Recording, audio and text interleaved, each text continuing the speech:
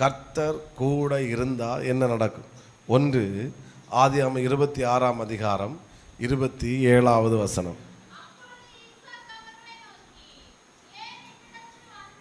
கேட்குறான், நீங்கள் ஏன் என்னிடத்தில் வந்தீர்கள்?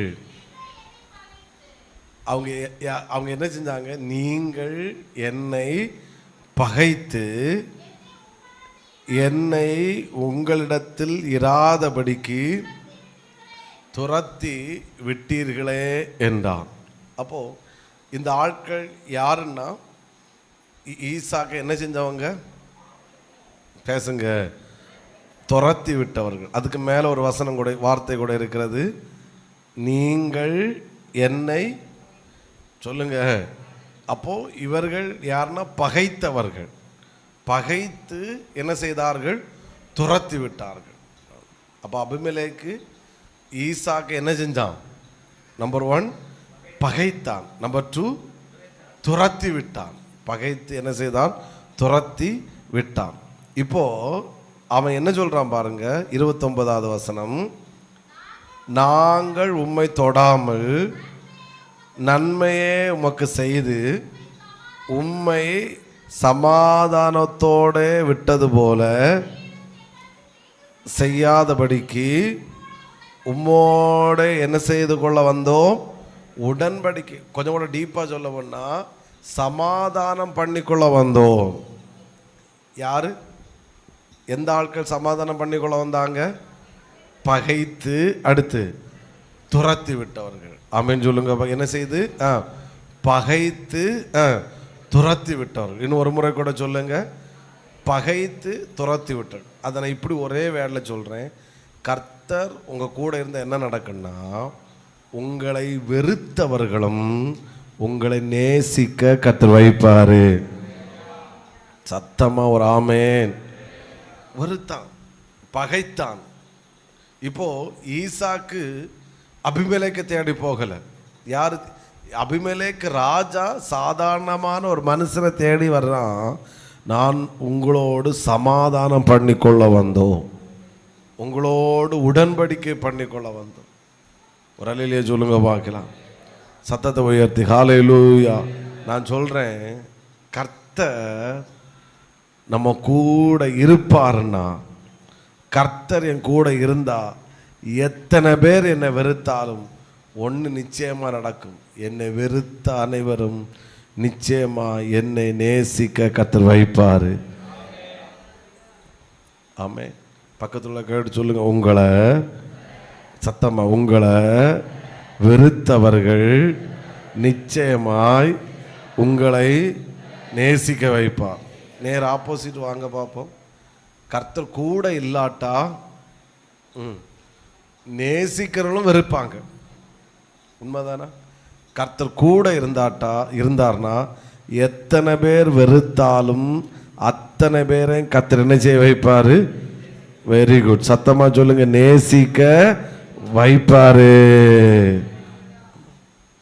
அப்போ ராஜாவுக்கு சாதாரண மனுஷனுக்கு ஒரு சண்டை. பகைத்தான், போடா, துரத்தி விட்டான். பரவாயில்ல.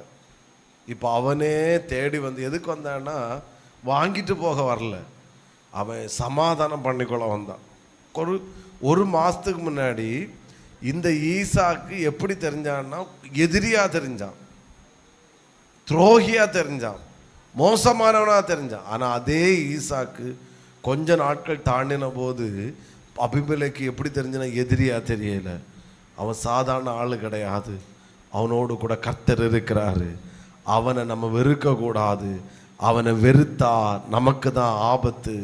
அதனால் அவன் வேலையெல்லாம் தூக்கி தூரம் போட்டுட்டு ஈசாக்கு இடத்துல அபிமெலேக்கு தேடி வந்தான்.